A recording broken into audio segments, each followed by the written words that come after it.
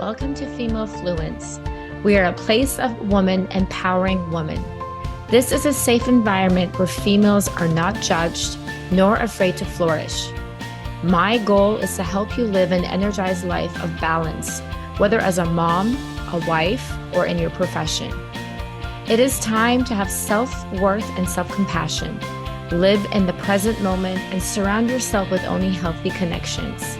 So join me, Pearl Shur, a woman empowerment life coach, an educator, and a mother of three, to help take you on a journey of true identity and inspiration. Despite the presence of highly qualified and experienced women in positions of power, the underrepresentation of women on corporate boards persists. Board members wield significant influence over hiring decisions and shaping the culture of their companies. While many boards express a desire for greater diversity, the reality remains skewed towards male representation. With persistent efforts to promote gender equality in the workplace, women continue to face barriers to leadership positions. This lack of diversity not only limits organizations' potential for success, but also perpetuates gender stereotypes. Research, such as that conducted by the Harvard Business Review, highlights the disparities faced by women in board appointments. Women often find themselves held to higher standards than men, requiring greater qualifications and making more personal sacrifices to attain dictatorship. The data suggests that women dictators may have to navigate more challenging career paths with fewer marriages in their future and more divorces compared to their male counterparts. The link between female board representation and corporate profitability is evident. Studies like Woman Count in 2022 by The Pipeline indicate that companies with more women on their executive committees experience significantly higher profit margins. For instance, corporations boosting over a quarter of women on their executive teams realize a profit margin of 16%, over 10 times greater than those lacking female board members. In light of these findings, it's clear that promoting gender diversity on corporate boards is not a matter of moral judgment, but also a strategic imperative for business success. Joining us today is Michele Ashby, who will illuminate the critical role of women in boardrooms and unveil her inspiring mission to drive change. Michele Ashby is CEO and founder of Ashby Consulting Enterprises, LLC, where she focuses on educating, supporting, and teaching women how to attain corporate board positions through her unique program, ACE Board Certification for Women. She specializes in putting women on boards and has successfully trained hundreds of women and helped place large numbers of them in coveted board positions. As a leader in boardroom training, she has innovative and rigorous programs that equip women with the knowledge and skills needed to excel as board members. Michele has a diverse background, which includes 30 years as a gold specialist analyst, financial expert, independent corporate director, and successful entrepreneur. She was awarded one of the top 25 most powerful women in business in Colorado in 2019 by the Colorado Chamber of Commerce for women in her work in training 1,000 women to get on corporate boards. She's also the author of 3 books. I mean, Michele, wow, I can go on and on. This is so impressive. So welcome to Female Fluence. Thank you for being a guest on Female Fluence today. Thank you, Pearl. It's so nice to see you, and that's a great introduction. I imagine a world where all the board seats are equally filled by women and men from diverse backgrounds and ethnicities. And I have made the current commitment to train 1,000 women to get on boards, and we still have work to do. That is incredible. It's an incredible mission you have. And that's why I really wanted to get you on my podcast to really spread that out there for anyone else who's aspiring to get on, a corporate board. So many women, Michelle, find themselves sacrificing personal aspirations to support others. How did you break away from that societal expectation and nurture your self-value so you're empowering yourself to, pursue your desires and not be scared?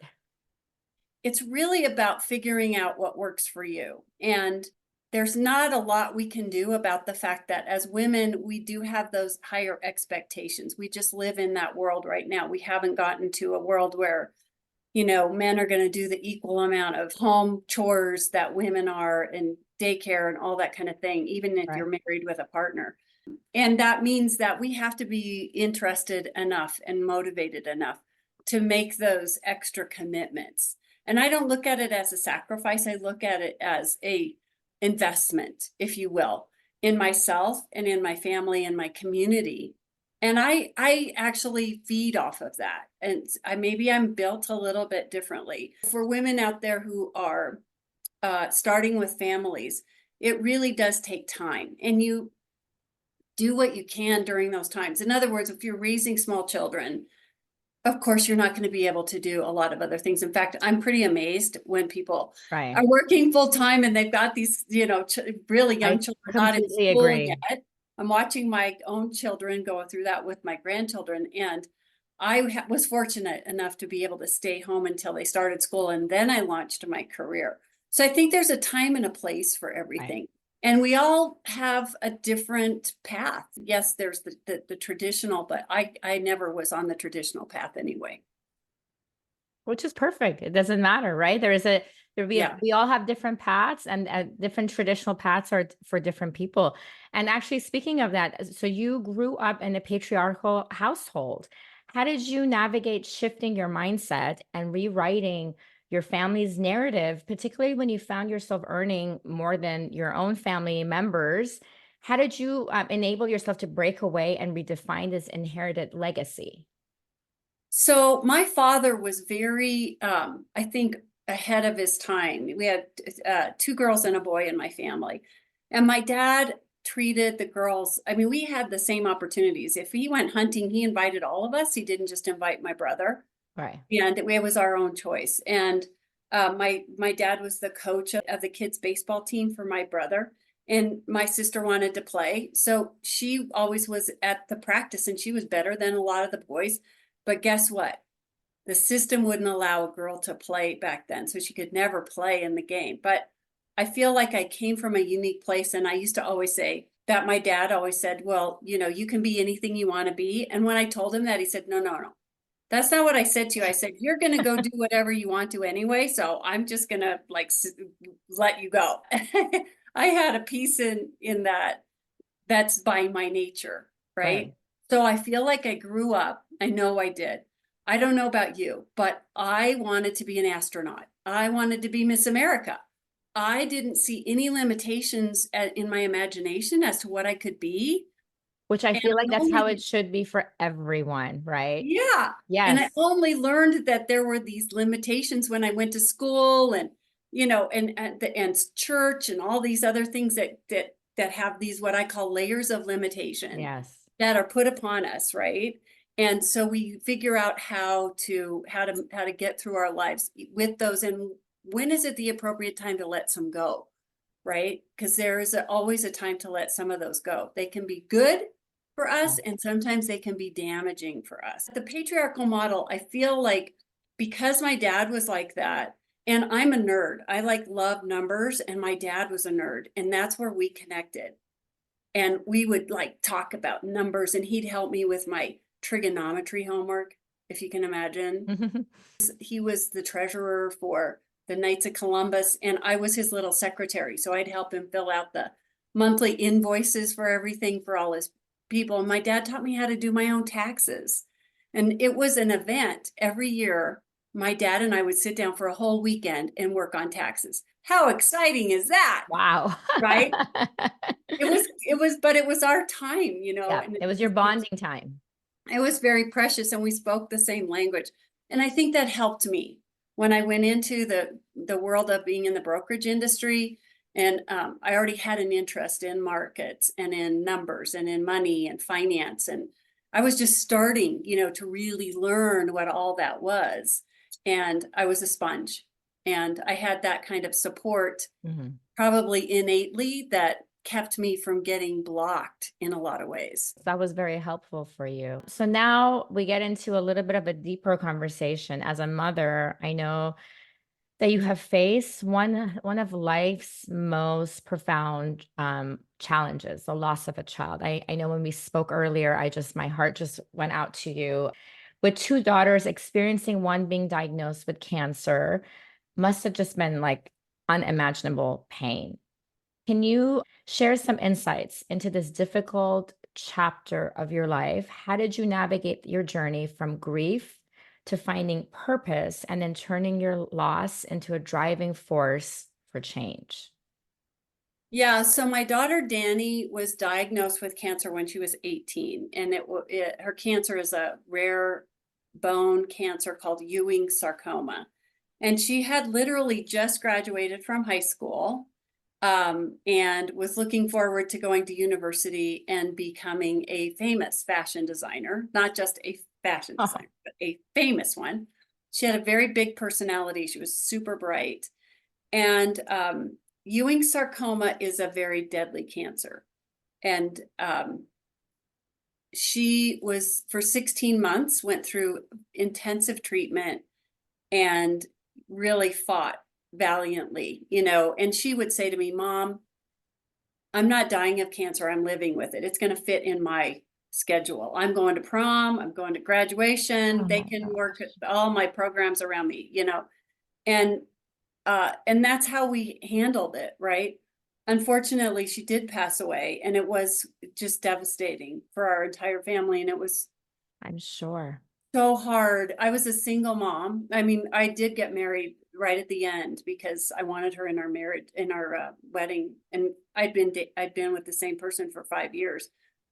And it was, it was like we were family, so it was like, okay, let's do it. We pulled the trigger really quickly to get married, but yeah, it was very difficult, and I went into a grieving period. I was still working, and my career actually started to skyrocket after that. And I needed something. I needed to do something. She used to say, Mom, we were picked for a reason. And I was really committed to finding a cure for cancer. So I formed a nonprofit in her name, in her memory, and we started raising money. And I started a new business.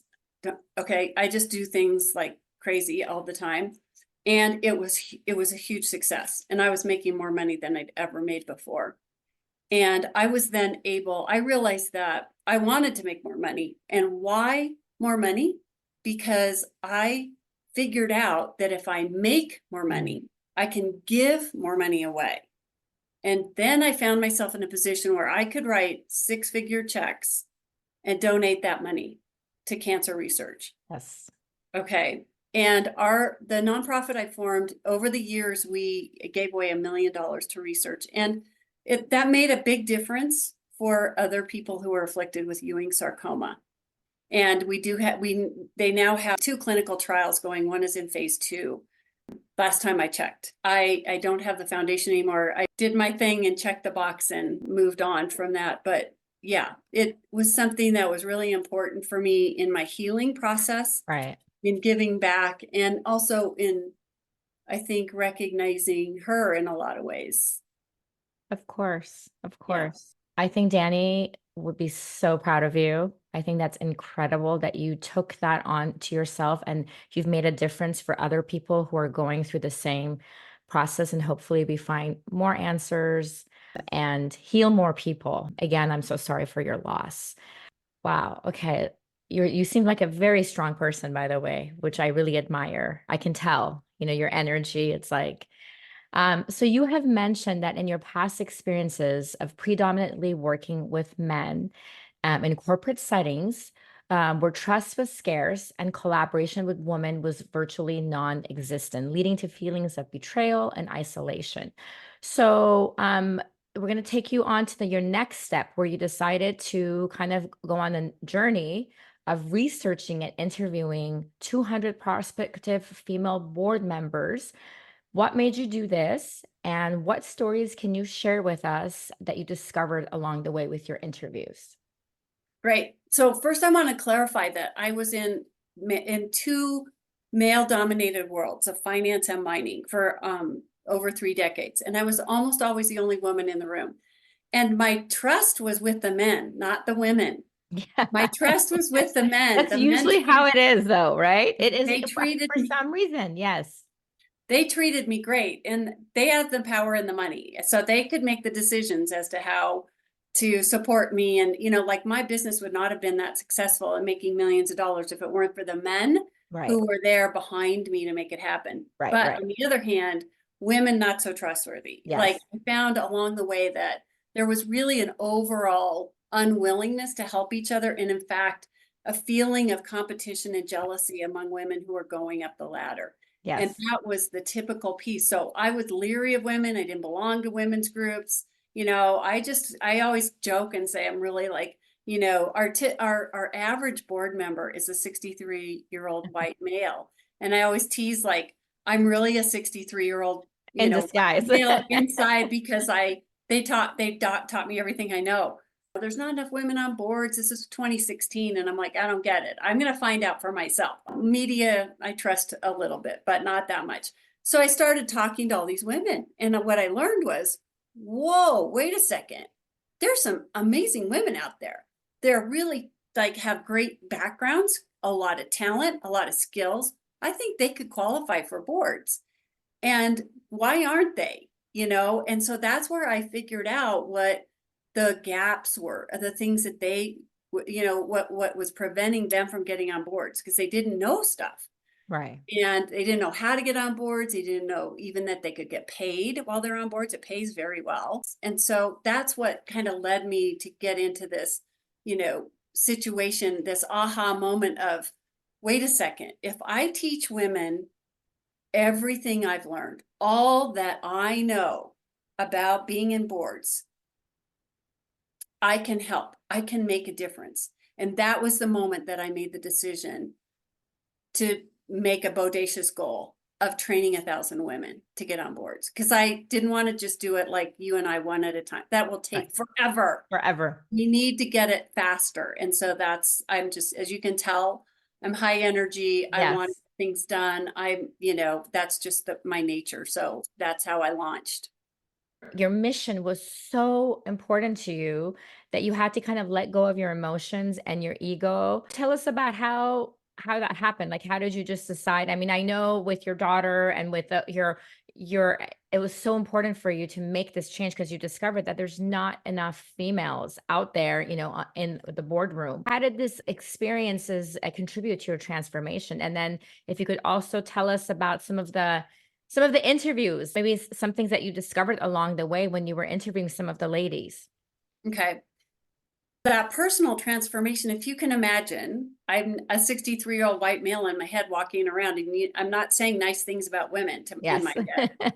How do I transform that? Well, number one, it was 18 months over this time frame of interviewing all these women. And at the same time, because I'm asking myself, why aren't we farther ahead? I was studying the equality movement. So from 1965, I'm reading books, I'm watching period movies. I'm looking at things about like, I know we made progress up to a certain point and then it kind of stalled and then another stall. Right. And then another stall. So I really wanted to understand the why because I'm very analytical. Then once I got it, I was like, okay, I'm not a feminist. I'm not a feminist. Like I'm just like so resistant. And I don't want anyone to call me a feminist. Yes. So, and at the same time, I understand if I'm going to stand in front of a room of women and teach them how to get on boards, how do I gain their trust if my head is saying, I don't trust women? No matter what you do, they're going to Yes. feel that energy from you. Yes. And it isn't just about, oh, I'm going to study and then I understand women. No, I mean, I am a woman still. The pact that I made, the personal commitment that I made was to and I had to agree this with myself, to stand in front of the room and to be completely open, completely vulnerable, completely emotional, completely there and Right. allow to be that vulnerable and open And that was the only way it was going to work. And that's And difficult. A lot of people can't do that, right? I came from a patriarchal model that says you hold everything close to the chest. And when you get in that inside track up at the top, it's very secretive. It's Mhm. a very secretive group. They don't want you talking about what they talk about. You know, and I was trained that way. So I had to break that practice within myself and make that commitment. And the other thing is too, to really, I think there's a big compassionate piece for me. Like I do intentionally think of each person as I'm training in my live classes, you know, the caring and the loving that I have for each one of them. And really working to not just for them, the connection, but for myself. So that I am fully in it. And I'm true. I'm being true. I'm not making this up. Because I have to be authentic in that situation. So that's what gave me the power and the permission, I think, Mhm. to be able to be as successful as I have been in the role. And the women have taught me so much about I'm sure. how to be more compassionate. Like it's hard for me to accept, you know, like if they do something nice for me, I'm like, oh, you know, like I am not, and I'm Wait, sure a what do you want from me? lot, yeah. You're always like you become paranoid. Like what's in it? Right? I understand. And I think overall, as women, we're used to giving and not used to receiving, you know. So Exactly. there's a lot of lessons on both sides for sure. And, you know, as far as the interviews with women that I had, one really sticks out, and I can't name the company she worked Of for. course. We had a, we met for drinks and we would talk for like 4 hours. But she worked for a Fortune 50 company, and she headed a division that was the most, had brought in the most revenue for the entire company. She was raising 9 children. She'd adopted most of them, putting every single one Wow. of them through college. She was making a boatload of money. I mean, this woman had risen to the top and was right at the big, you know, in the big leagues all the way. When I met her, she was no longer there. And the reason was because there was an incident where their major client went, they had a dinner. She was at a private dinner with this gentleman. There were other people from her company there. And during the dinner, he leaned over, put his hand on her leg, and Oh God. she had a sweater with a zipper. He unzipped her sweater at the table, and like, and she had a bra on, thank God. But you know, and it, Oh my gosh. yeah, and so she left the room. She left, got up. I mean, it shocked her. Like she got up, went outside the restaurant, stood there, and her male colleague from the company came outside and was like, "Are you okay? Blah blah blah. Okay, we just have to kind of like let's just get through dinner and let it go and all that kind of." He's trying to talk her down. So Of she goes course. to HR the next day and reports it. She's like, you know, she reported it. She, you know, did all the things you need to do, and basically the company came back and said, "Here's what we're gonna do. We're going to put you as head of another division. So So they you moved don't have her. to be in touch." They weren't going to do anything towards this guy because he was their biggest client.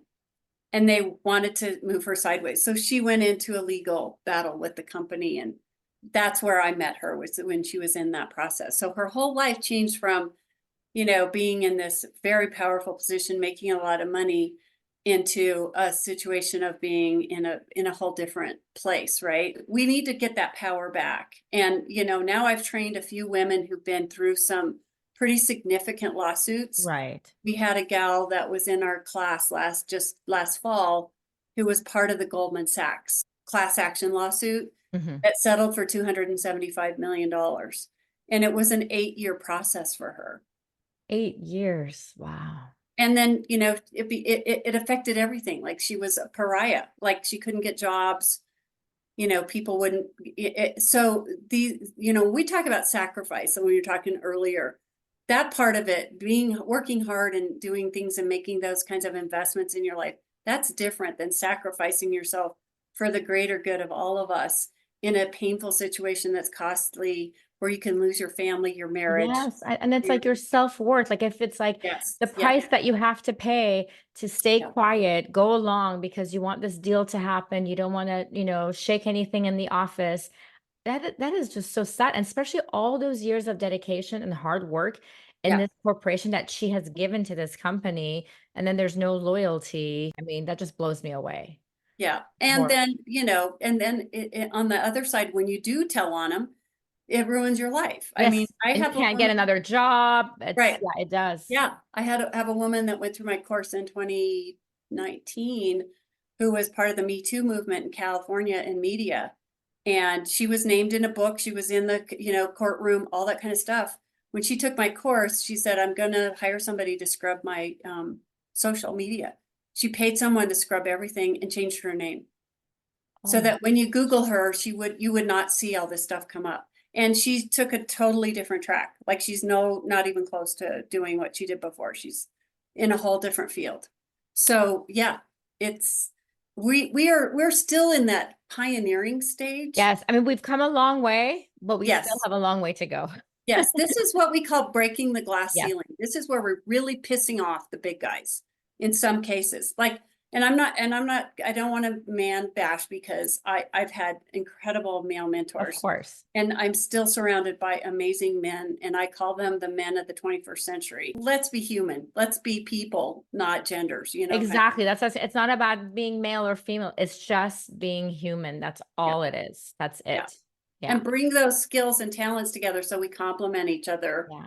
as opposed to one better than the other, because that's why those statistics on return on investment are, I think, so positive is because they're seeing now that the added value of what women bring to the table adds that, we're Yep. talking double digit improvement in Yes. profit margins. Like this totally makes sense. Why aren't they all just signing up like right now?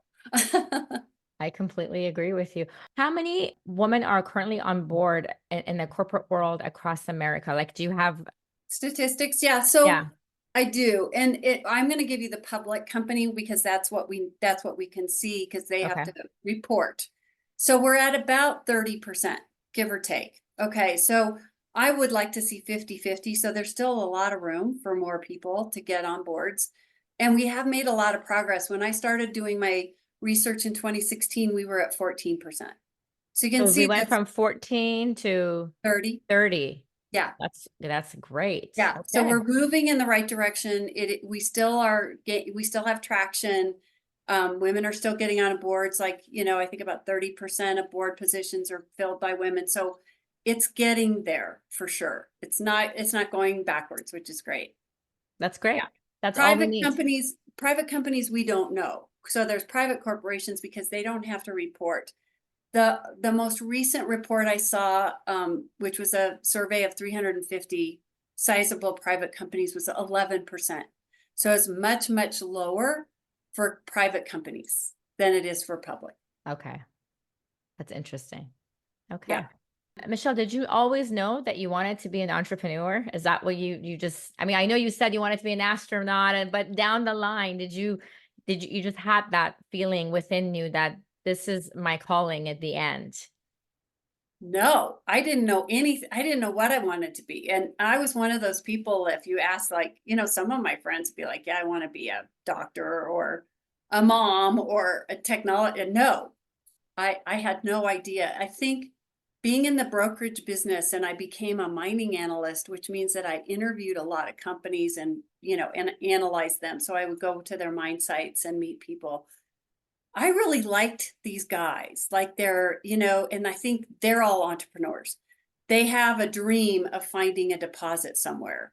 And in today's world, a lot of people relate to it in critical minerals because we need it for batteries, right? So Right.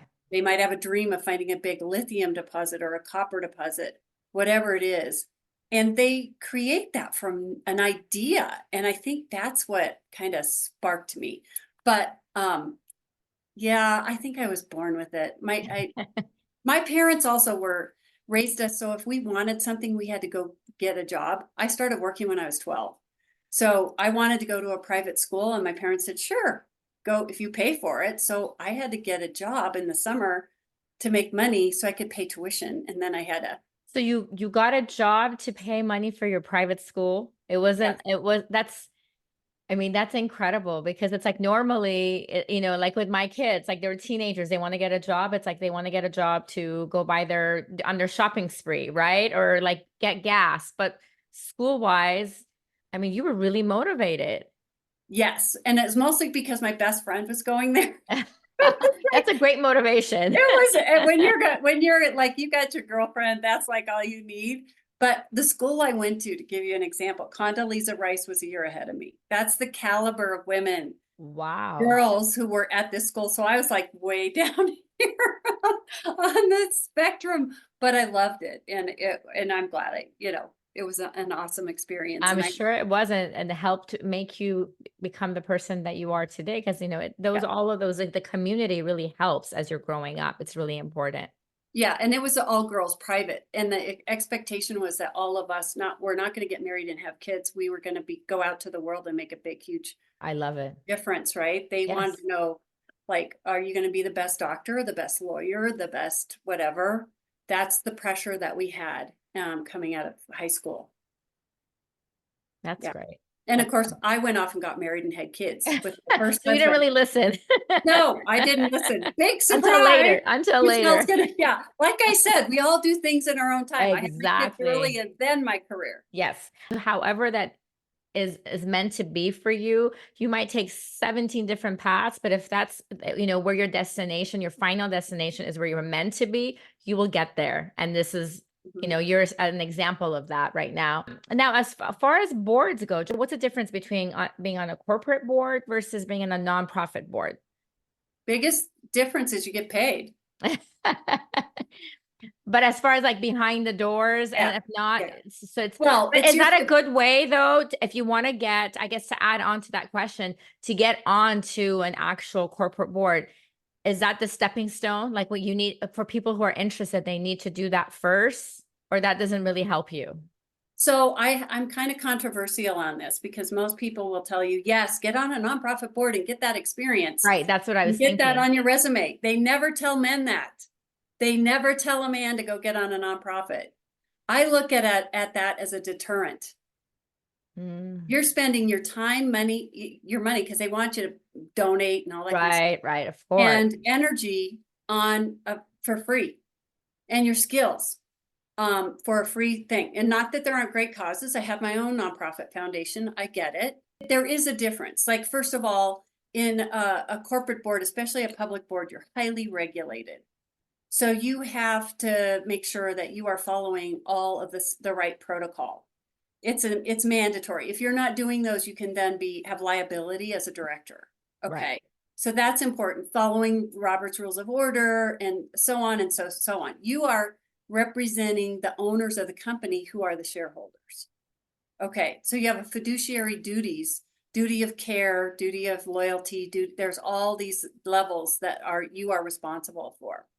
In a nonprofit, you are there as a volunteer and you're going to maybe be responsible for a committee or for something else. But imagine if you have an event and one of your guests falls and breaks a leg or something, that liability could come back to you as a board member on a nonprofit. And a lot of nonprofit people don't understand that they also have liability as a director. Okay. Okay, so it's important to have liability insurance. You can sit on nonprofit boards, ask if they have directors and officers insurance, and if they don't, you may not want to do that. What I tell people is write the check. Volunteer for the event. Don't get on the board. You Okay. can help here and there, but men write the check. Who do nonprofits go to get their sponsorship money from? Corporations that Yes. are run by men. And the man goes, sure, give them a check for $20,000. No big deal. And I might show up for the dinner. And that's the end of it. They haven't given their time. They haven't given their No. skills. No, they write the check. And so what I say is if we were to look at the percentages, let's say it's 30% women on paid boards right now, public boards. If you looked at nonprofit boards in the makeup, less than 30% are male. I don't have the actual statistic, but I can Right. tell you because I've been around enough of them. So let's flip it. Let's let them do the work for free and we will take the paying jobs. How about that? I think it's a great idea. Yeah, I think we just get that all fixed Because we around. end up doing all that tedious work and not really getting that exposure that we need, for the corporate world. So, And you're not getting real experience. yeah, Now, having said that, of course, I train women who have nonprofit board experience and we do put it on the resume. But I'm very careful about how we do that. to make sure that it represents the woman in the best way, in the best light possible. If you've been on 6 nonprofit boards and you list them all on your board resume, you're sending a message, and the message says she'll work for free. Let's Yeah. just ask her to help us with Yes. stuff we don't Yes. pay. And she's too busy. She's overboarded. And that's the wrong message you want. She's too busy. Yeah, Yeah. don't want that at all. So No. you need to clear that space and make sure you have room to prepare yourself to get on board. So you need to know what you're doing. You also need time to look for a board, and that means a commitment of time on your calendar for networking events. And then time once you are on a board to go through the materials and to attend all the meetings and to be an integral part of the company. So if you're too tied up with this free work, you're not going to have the space to do those things. As with you being such a successful entrepreneur, you've also navigated, as we talked about earlier, some significant challenges, including the loss of your daughter and the responsibilities of being a caregiving for your parents and your husband. And I'm sure these experiences has, given you profound lessons in life.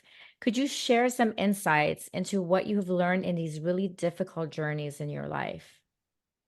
Well, I think there are blessings in everything, and so when we first hear about caregiving, and a lot of us as women, we're going to be caregivers no matter what. I think we still have choices, and that's the most important thing. It's easy to get caught up in, now I have to give up everything. I have to be there for them. I felt that when my husband was first diagnosed with Alzheimer's, early on Alzheimer's, a couple of years ago, and I was afraid that I'd have to give up my business. I was like, how am I going to teach women and take care of him and all that kind of stuff? Well, it's a very slow moving disease. Education is power. I became part of a support group, so I know kind of more what to expect, and I've got a place where I can go to get resources.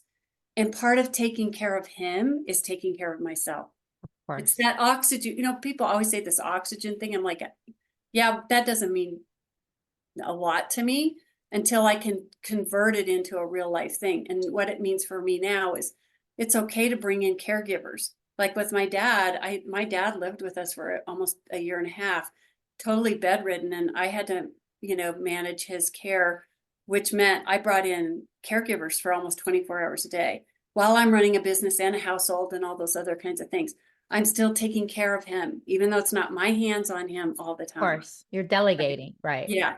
So it's the same kind of thing. And that's the biggest lesson, is remembering that you have choices. And I always feel better when there are parts of my life where I feel like I'm in control. We know we're never in control, but feeling like we're in control can Yes. help us get there. And that's a really important thing for me, is having some type of control over some things. It might even just be, I'm going to prepare our meal tonight, Something, right? Because it's doesn't the mean moment when you feel like you have no control of anything, that's when you just dive into panic mode. Yeah. and what you said in the beginning of being scared, when you're scared, that's the scary part, is when there's like, I have no control. What am I, Yeah. how are we going to deal with this? When my daughter was diagnosed with cancer, no one in my family ever had cancer. And I was like, I'm not equipped for this. I'm totally like, don't know a thing, but we had to hit the ground running. Unlike with my husband, which is a long-term thing, Right. hers was very immediate and we didn't have time. It was just like, we got to find the best doctors, the best care, the best this, the best that. And I have a full-time job. I'm running an organization at the time, a trade association for the gold mining industry. And, I had events in Europe and, all over the place that I was organizing. So you meet it where you are, and you ask for help. You're not ever going to get through this stuff on your own. It's a way of the universe pushing us out of ourselves and out of our own worlds, and getting to expose us to other people. And like I said, the blessings are there. The people that you meet, the people that helped take care of my daughter, who did total strangers that would do things, friends or people my husband worked with, who'd show up with a full meal at the front door, or at the hospital, even Yeah. delivering food just out of the blue. I mean, those things are like what fill Yes. your That's humanity. soul Right. of what's out there. It Yeah. isn't just about, hatred and we have a lot of stuff going on in our world right now. They And do. yet we can still live really fulfilled lives when we're plugged into this energy of the universe of give and take, love and caring, and acceptance, maybe. I think especially, I mean, as humans, but especially as females, we just need to do better as far as asking for help and feeling okay and not guilt and accepting that help. That's the biggest problem I feel like a lot of us, have. Well, one last question, Michelle. What advice would you offer my listeners today who are aspiring women who aim to secure board positions? So my parting words are, how many women and girls do you know who want to get on boards, or maybe who want to be in politics, who want to be leaders, or even want to be the best mom they can be? If we do our part to help them get there, then we are participating. And that's what I say is figure out what part of you that you have to offer in helping to get to this place of equity and diversity and inclusion in your own world. Okay, very good. So, in summary, in today's world, corporations' influence is undeniable, shaking economies, policies, and even societal norms. So, gaining a seat at the table of the corporate table decision making becomes paramount for effective, positive change. By influencing the boardroom, we hold the potential to remake the history of our world. However, the power dynamics within these boardrooms are starkly unequal, with female and minority voices often marginalized or absent altogether. Michele epitomizes the change agents who navigate both sides of this dilemma. She bridges the gap by understanding the corporate needs and empowering others within her network to realize their actual potential. Woman empower woman. It's not just a concept, it's actually a superpower. Through mutual support and encouragement, we can collectively elevate each other, ultimately paving the way for greater female representation and influence within corporate boardrooms. Thank you so much for being on Female Fluence. Is there anything else you would like to share with us today? Oh, thank you for having me. This is my favorite subject to talk about. And I hope that some of this is valuable for some of your audience. Yeah, let's go do it. Like, if you want to get on a board, get out there and get yourself ready and get going. Thank you. Thank you. All the links will be in my show notes. Thank you, everyone, for listening. And I would love it if you can subscribe to the podcast. And if some of you are also being redirected to YouTube and checking out YouTube videos and clips, which I really, really appreciate, make sure you subscribe there as well. Thank you so much. Thank you, everyone, for tuning in today to Female Fluence. Together, we can influence and motivate other mind-like females. Your job is to feel alive, be in control, and always be true to your own self. Please don't forget to subscribe so you can continue feeling inspired. All the links and notes from this episode will be posted on my website, femalefluence.com. Don't forget to also follow me at Female Fluence on both Instagram and Facebook. Lastly, if you are in need of a woman empowerment life coach to help you identify the barriers that keep you from living the life you seek, please send an email to info@femalefluence.org. Remember, my friends, don't just exist, but live your life to the fullest. I'm your host, Pearl Mashur. Until we talk next time.